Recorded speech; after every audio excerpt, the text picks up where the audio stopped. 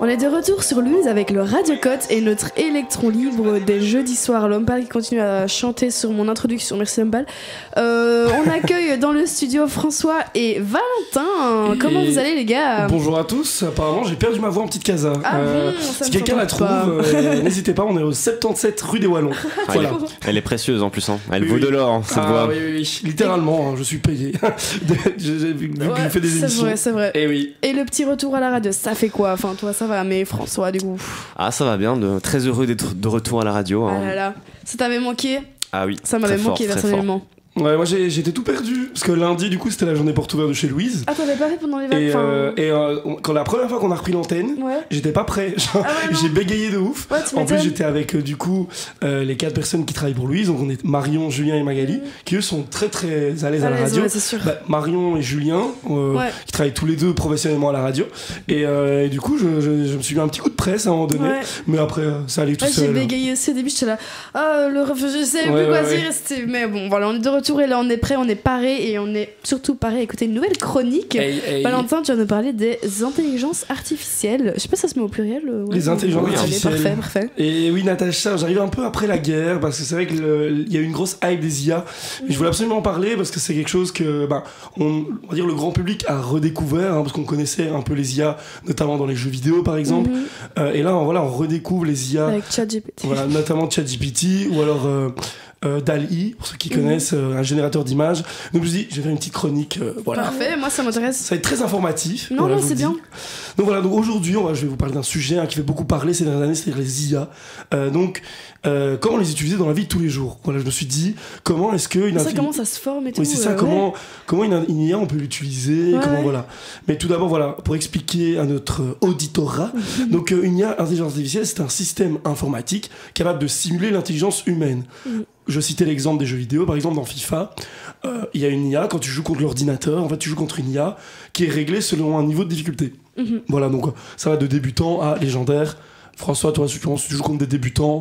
Il y a des débutants semi-pro, grand max. Je joue contre Thibaut, donc c'est un niveau débutant. C'est une IA débutante, Thibaut. Mais voilà, du coup, donc elle peut apprendre de manière autonome grâce à des algorithmes et des réseaux de neurones et effectuer des tâches qui nécessitent normalement l'intervention humaine. On appelle ça le deep learning, c'est-à-dire que une IA va apprendre d'elle-même ses erreurs, entre guillemets, va s'améliorer. Et il y a beaucoup en ce moment, c'est mon algorithme YouTube qui veut ça aussi, j'ai beaucoup de vidéos là-dessus de gens qui programment des IA, par exemple, pour lui apprendre à danser le flamenco.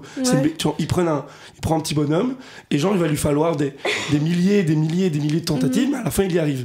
Voilà, je trouve ça fou comment mon cerveau ne comprend pas comment ça fonctionne. C'est tellement... Tu vois, je sais pas, j'arrive pas à tilter. C'est comme ChatGPT, enfin moi j'ai ChatGPT, je sais pas comment ça se dit. Je lui posais des questions, c'était pendant le blocus, et tu vois je tapais sur internet et ça me répondait à un truc un peu de merde, et puis je tapais sur chat et j'étais là mais il comprend, enfin j'ai l'impression de parler avec mon prof, tu vois, il comprenait le contexte, enfin tu vois, et je trouve ça dingue, je me dis mais c'est, enfin... Mais il y a une émission sur YouTube, je vous conseille, c'est très intéressant, ça s'appelle Underscore, c'est sur Twitch et c'est aussi visé sur YouTube, c'est présenté par Micode qui est un youtubeur, vulgarisateur informatique, je sais pas si tu connais François. Non, je connais pas du tout. Je connais pas Micode, et en fait lui il fait une émission où il parle beaucoup du coup d'intelligence artificielle et il disait que le métier de programmeur va totalement changer, c'est-à-dire on va plus coder de la même manière parce que maintenant tu peux créer un site internet et il y a des vidéos YouTube qui existent, des mecs qui se lancent des défis, ils créent des sites internet de A à Z juste avec des IA en parlant à une IA. C'est-à-dire qu'on doit même plus apprendre un langage informatique parce qu'en fait ChatGPT qui est l'intelligence de chat la plus connue comprend tous les langages informatiques, C++, Python, Java, elle sait parler dans toutes les langues. C'est fou. Et du coup le métier de programmeur en fait, imagine t'as un bug sur un code, tu fais un copier-coller dans ChatGPT, tu lui montre-moi où est l'erreur et il va te dire l'erreur est ici, je peux la corriger pour vous et il va te refaire ton site internet en fait. Mon copain il faisait ça, c'est Exodinfo, c'est ouf. Et il y a aussi un autre métier qui change beaucoup, je sais bien avec les IA, c'est tout ce qui est les métiers artistiques et dans tout ce qui est le dessin, etc.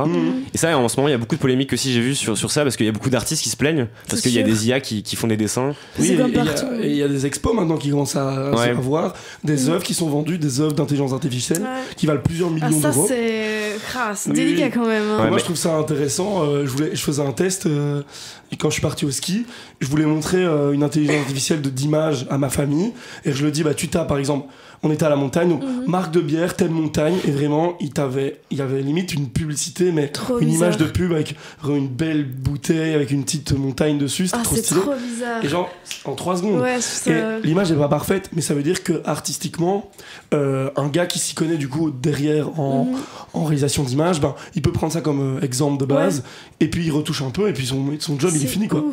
Donc oui. Donc concrètement, comment peut-on utiliser les IA dans notre quotidien? Donc il y a de nombreuses possibilités. Donc par exemple, si vous êtes étudiant, les erreurs de grammaire bien sûr et orthographiques peuvent être corrigées dans vos travaux via Grammarly. Voilà, je sais pas si vous connaissez. J'adore. Ouais, voilà. C'est hyper, j'allais dire c'est hyper intelligent, mais oui, mais voilà, c'est ça. En fait, il comprend de lui-même où est la faute et la tournure de phrase. Et... En fait, il recoupe tellement d'informations en même temps que. De ouf. Et c'est même, dans les expressions, comme tu dis, les tournures de phrases, c'est pas seulement oh là t'as oublié un S, c'est vraiment là dis plutôt ça, c'est beaucoup plus, c'est plus beau, c'est plus formel. Enfin, tu vois. Après ça existait déjà un peu, enfin genre les logiciels genre Reverso et tout ça. Oui, Antidote par exemple. Enfin, ça marche de ouf. Moi j'avais fait ça pour mon mémoire. Pareil, il proposait des meilleures formulations. J'ai utilisé Antidote parce que moi je fais souvent des petites fautes, mais parce que je veux écrire trop vite, je déteste me relire, je sais pas pourquoi.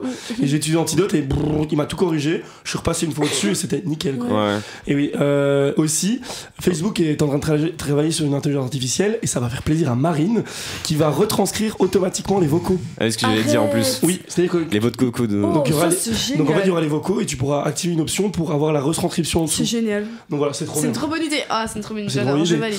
On va arrêter de perdre du temps 5 minutes à écouter les vocaux de Marine. C'est ça. Mais moi j'ai décidé de boycotter. C'est intelligent parce que des fois t'es genre en cours ou t'es occupé et c'est hyper oppressant, tu vois un vocal de quelqu'un, t'es là mais de quoi il parle, j'ai envie de savoir, et c'est hyper cool parce que t'es là, tu peux, enfin la personne elle a la flemme ou elle est occupée, elle doit faire un vocal. Est-ce qu'il y a l'âme de l'interprétation du vocal aussi? Oui, c'est ça. On n'a plus effectivement. On n'a plus la voix de Mickey de Marine. Effectivement, ça perd pas son charme. Ça gâche quelque chose. Du coup, oui, si vous êtes passionné de sport, vous pouvez utiliser des applications qui utilisent des IA pour analyser vos performances et aider à vous améliorer. Par exemple, Nike, Apple, voilà, ils font ça dans la Apple Watch. Et si vous êtes un grand voyageur, vous pouvez utiliser des applications de traduction automatique pour communiquer, bien sûr. Les IA peuvent également être utilisées pour améliorer notre quotidien. Par exemple, les voitures autonomes qui pourraient réduire considérablement le nombre d'accidents de la route. Parce qu'il n'y a rien à faire. Une machine sera toujours plus intelligente qu'un humain. Enfin, il n'y a rien à faire. C'est comme là, on a vu, on est passé de manuel à automatique en termes de boîte de vitesse. Et on a beau dire ce qu'on veut, la voiture va mieux conduire que toi. Même si toi, t'es en mode, ouais, mais moi, j'aime bien passer les rapports. Je fais partie de cette team-là, mais la voiture le fera mieux que toi, mec. Faut arrêter de se battre. Moi, j'ai peur des bugs. Je dis pas quand ça fonctionne bien, mais les bugs, tu vois. Bah oui, mais notre cerveau. Les cas exceptionnels. Notre cerveau va produire plus d'accidents. Il y a un site où t'as par exemple, donc c'est avec les voitures autonomes, et t'as genre d'un côté, soit tu tournes à droite pour éviter une petite fille, mais si tu vas à droite, tu t'écrases un chien. Ils ont fait des tests de morale notamment chez Tesla. C'est horrible, vous avez déjà essayé de faire ça? Si, genre. C'est dur de. C'est comme les tests où il y a le fameux dilemme du train où il y a 3 personnes qui sont sur une voie, le train fonce vers eux, il y a une personne sur une autre voie et tu as le droit de changer la voie, qu'est-ce que tu fais? Enfin voilà, et c'est vrai que. Avec les voitures autonomes, c'est vrai. C'est une situation qui pourrait vraiment arriver. Oui, parce que du coup, la voiture, elle doit à un moment donné prendre une décision parce qu'elle peut pas s'arrêter, tu vois. Elle doit tourner, enfin voilà. Et ça, vous répondrez quoi? Ça, c'est intéressant, le dilemme, le fameux dilemme. Tu connais, toi? Avec le train? Ouais. Écoute. Donc c'est soit t'écrases. Attends, soit les personnes foncent dans un mur, un truc comme ça. En fait, soit tu décides de ne rien faire et donc tu n'es pas responsable, mais tu n'as pas sauvé 3 personnes et tu as tué une personne. Ou soit tu fais quelque chose, mais du coup, tu tues une personne inconsciemment pour en sauver 3 autres. Wow. Moi, je pense, on va dire, pragmatique. Je change la voie, mais moi, je pense que dans la vraie vie, je ne fais rien. Je suis juste. Je n'ose pas bouger, quoi. Je pense. C'est vrai. Mais non, mais c'est vrai. Je sais pas. En plus, ça change tout parce que si tu fais quoi si tu connais une des personnes? Oui, c'est ça. Il y a plein de facteurs. Et en fait, j'ai vu que aussi le fait de connaître ou de donner de l'attachement à une des personnes, par exemple, on faisait le dilemme, et les gens vont plus facilement vers je tue une personne. Par contre, si on dit les 3 personnes sont des anciens prisonniers qui viennent d'évader de prison, et sur l'autre voie, c'est juste une petite fille qui a rien demandé à personne, et ben là, ça repenche de l'autre côté. Voilà, mais donc il n'y a rien à faire. L'émotionnel va influencer bien sûr. Ça, c'est sûr. Mais il y a quand même beaucoup de gens qui choisissent quand même de sauver les 3 personnes, mais. Par exemple, c'est vrai que moralement, tu dis je sauve plus de gens, tu vois. C'est sûr. Ouais, mais il existe aussi le même dilemme, tu vois. Pour, par exemple, dans un hôpital, t'as 3 personnes qui vont mourir, et il y a quelqu'un qui est vivant, lui il peut vivre, mais si tu prends ses organes, eh ben tu sauves les 3 personnes. Ouais.